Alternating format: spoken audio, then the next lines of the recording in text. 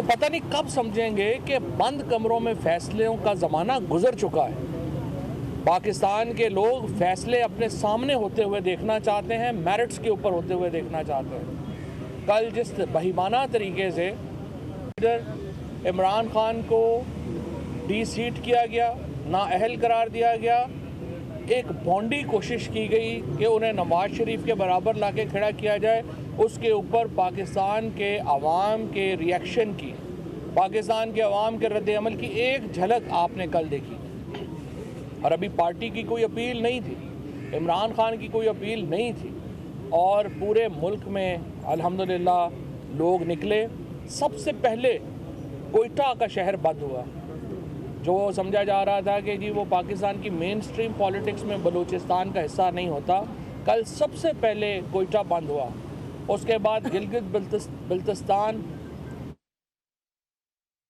एहतजाज हुआ, और उसके बाद रावलपिंडी, इस्लामाबाद, सियालकोट में एहतजाज हुआ, और उसके बाद रावलपिंडी, इस्लामाबाद, सियालकोट, कराची, सक्खर, हैदराबाद, गुजरांवाला, लाहौर, मुल्तान, कौन सा शहर है जहां पे लोग दीवानावार बाहर नहीं निकले और उन्होंने इमरान खान से अपनी मोहब्बत का इजहार किया। एक ऐसे कौमी लीडर को सियासी धारे से बाहर करने का मकसद सिर्फ एक हो सकता है, और वो ये कि आप पाकिस्तान को कमज़ोर करना चाहते हैं। इस वक्त जो चीफ़ इलेक्शन कमिश्नर और उनके जो रफ़क़ाए-कार हैं, मैं उनको बताना चाहता हूँ, आपका फ़ैसला पाकिस्तान के अवाम ने मुस्तरद किया है, जो पाकिस्तान की सबसे बड़ी अदालत है। और ये सिर्फ कल मुस्तरद नहीं किया, इससे पहले आपने वफाकी काबीना के चंद वज़रा के साथ मिलकर जो घिनौना खेल खेला और जेरीमैंडरिंग की, जिस तरीके से आपने कॉन्स्टिट्यूएंसीज सेलेक्ट की, हल्के सेलेक्ट किए और वहाँ पे इंतखाबात कराए, वहाँ पर आपके मुंह के ऊपर पाकिस्तान के अवाम ने एक ज़ोरदार तमांचा मारा और तमाम नशिस्तों के ऊपर इमरान खान कामयाब हुए। उससे पहले पंजाब के इंतखाबात में पंजाब की अवाम ने फ़ैसला इमरान खान के हक़ में दिया। अगर पाकिस्तान में ज़रा सी भी जमहूरियत होती तो अवाम के इन दो बड़े फ़ैसलों के बाद सर तस्लीम ख़म किया जाता अवाम के सामने और मुल्क को नए इंतखाबात की तरफ लेके जाया जाता। लेकिन बदकिस्मती से साजिशें हैं कि थमने में नहीं आ रही, साजिशें हैं कि बंद कमरों से बाहर नहीं आ पा रही, और जब भी ये बाहर आएंगी पाकिस्तान के अवाम इन साजिशियों का और इन साजिशों का गला पकड़ेंगे। और आज देखिए, फैसले को 24 घंटे से ज़्यादा का वक्त गुजर चुका है, अभी तक फ़ैसला रिलीज़ नहीं किया गया। अली बुखारी साहब हमारे सीनियर एडवोकेट, कल से इन्होंने और फैसल साहब ने ये अप्लाई किया हुआ है फ़ैसला, और इसका नंबर जो है वो 1918/21/10/2022 कल 6 बजे का ये इन्होंने फ़ैसले की कॉपी अप्लाई की हुई है। अभी तक इलेक्शन कमीशन ने फ़ैसला नहीं दिया। अगर आपके पास फ़ैसला मौजूद ही नहीं तो कल आपने सुनाया क्या है?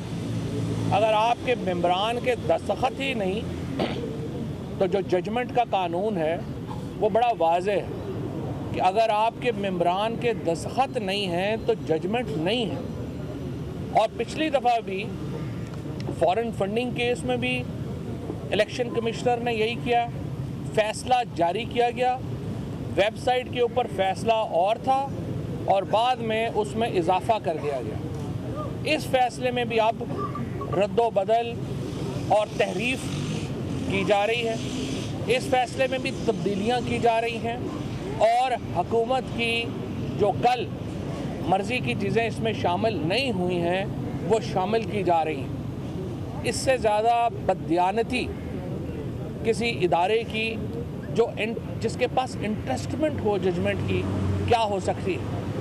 एक तरफ कहा जा रहा है कि हमें इलेक्शन कमीशन की तौहीन ना हो, हम इलेक्शन कमीशन की तौहीन नहीं करना चाहते, लेकिन एक ऐसे इलेक्शन कमीशन का क्या किया जाए कि जिसके चीफ इलेक्शन कमिश्नर और 2 मेंबरान यानी 5 में से 3 मेंबरान के ख़िलाफ़ रेफरेंस पेंडिंग हो, आला अदालतें उस रेफरेंस को सुने ना और हमें रोज़ उसी इलेक्शन कमीशन के सामने भेज दिया जाए कि इसी से ही आप अपने फ़ैसले करवाएं, तो आप उसको हम फूलों के हार पहनाने से तो रहें। या तो अदालतें, सुप्रीम कोर्ट के चीफ जस्टिस साहब से मैं कहूँगा, या तो आप हमारे रेफरेंस का फ़ैसला करें और आप हमें कहें कि ये रेफरेंसेस नहीं बनते, सुप्रीम जुडिशल काउंसिल का इजलास बुलाएं और इलेक्शन कमीशन के ऊपर आप रेफरेंसेस का फ़ैसला करें। ये नहीं हो सकता कि एक तरफ तो रेफरेंस पेंडिंग है, हम कह रहे हैं ये बददियानती कर रहे हैं हमारे साथ, हम कह रहे हैं कि ये एक वन साइडेड एक कमीशन है और फिर रोज़ाना हमें उन्हीं के सामने भेज दिया जाए कि नहीं आप फैसले भी आप करें। सुप्रीम कोर्ट ने कहा कि पीपल्स पार्टी, PMLN और PTI की फंडिंग केस का फैसला इकट्ठा किया जाएगा। आप लोग गवाह हैं, आप लोगों ने सुना भी नहीं कि पीपल्स पार्टी और PMLN के फंडिंग केसेस किधर गए। तोशा खाना केस जो जरदारी का और इसका है नवाज शरीफ का 10 साल से पेंडिंग पड़ा हुआ है, उनका केसेस का पता ही नहीं है कि किधर है। 1100 अरब रुपए के मुकदमे इनके नैब कोर्ट में तरमीम करके वापस हो गए हैं। 16 अरब रुपए का केस शहबाज शरीफ का, बिल्कुल जो ओपन एंड शट केस था, एक वाज़े मुकदमा था, उसको जो है वो यहाँ से नैब कोर्ट में से जो है FIA की कोर्ट से जो है उसको ख़त्म करवा लिया गया है। ये तमाम ज़्यादतियाँ पाकिस्तान के अवाम देख रहे हैं और इन ज़्यादतियों का बदला जब भी इलेक्शन हुआ है पाकिस्तान के लोगों ने लिया है। लेकिन यूँ लग रहा है कि हमें एक जो वाज़े तौर के ऊपर इनकलाब की तरफ जाना पड़ेगा, लॉन्ग मार्च की तैयारी करनी पड़ेगी और हमने जो मौका दिया इस हकूमत ने और हकूमत से मुंसलिका जो लोग हैं उन्होंने वो ज़ाया कर रहे हैं और पाकिस्तान के अवाम के पास कोई और चारा नहीं होगा कि वो पाकिस्तान के आइन को बचाने के लिए बाहर निकलें और इन ऐवानों को इन शैतानों से खाली करवाएं।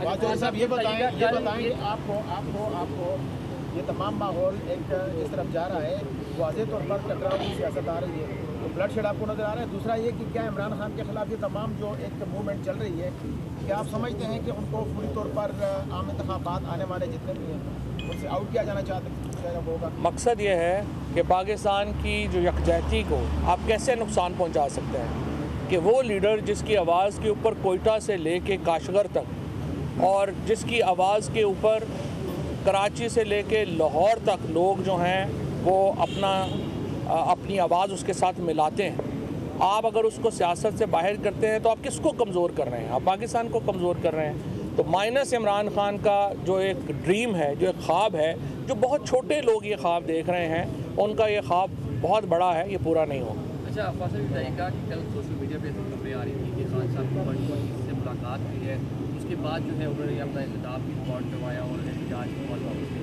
इस बारे में क्या कहते हैं? इमरान खान सुबह 2 बजे से लेके तो रात तकरीबन 9 बजे तक पूरी पार्टी वहाँ पे थी। 1-on-1 का तो सवाल ही पैदा नहीं होता, तो सारी पार्टी वहाँ पर थी और ये पार्टी का फैसला था। कल हमारे पास 2 आरा थी। एक राय ये थी कि इसी को, कल का जो एहतजाज है, इसी को लॉन्ग मार्च में कन्वर्ट कर दिया जाए और दूसरी ओपिनियन ये थी कि नहीं, लॉन्ग मार्च एक बड़ा प्लान, ऑलरेडी हम उसका प्लान कर चुके हैं, ऑलरेडी हम उसकी तमाम जो जुज़ियात हैं वो देख चुके हैं, तो जो हमारा मंसूबा है हमें उसके मुताबिक जाना चाहिए। तो जो कोर ग्रुप था पार्टी का, उसने इस पर इतफ़ाक़ किया कि हमें लॉन्ग मार्च के साथ जो हमारा पहले से मंसूबा तय है, हमें उसकी तरफ जाना चाहिए। फवाद साहब बताइएगा कि इमरान खान साहब के हवाले से आपने कहा कि इमरान खान साहब को माइनस नहीं किया जा सकता, लेकिन ये जो फैसला है ये भी तो मौजूदा टर्म के अंदर है, आने वाली इलेक्शन में तो हिस्सा ले सकते हैं। एक तो इस पर अपने कमेंट दीजिएगा। दूसरा ये कि इमरान खान साहब ने खुद कहा है कि लॉन्ग मार्च अक्टूबर से आगे नहीं जा सकता, तो 1 हफ्ता बाकी बचा है, तो अब इसी हफ्ते के अंदर ही लॉन्ग मार्च स्टार्ट करने का है। बिल्कुल, इंशाअल्लाह ताला लॉन्ग मार्च जो है वो किसी वक्त भी उसकी कॉल जो है वो आ जाएगी। जिस तरह से मैंने आपको कहा, लॉन्ग मार्च एक बहुत बड़ी तहरीक का एक जुज़ और इंशाअल्लाह ये तहरीक जो है ये तवील होगी। ये तहरीक एक लॉन्ग मार्च के साथ इन लोगों ने नहीं जाना। पाकिस्तान तहरीक इंसाफ की रहनुमा फवाद चौधरी मीडिया के नुमाइंदों से बात कर रहे हैं।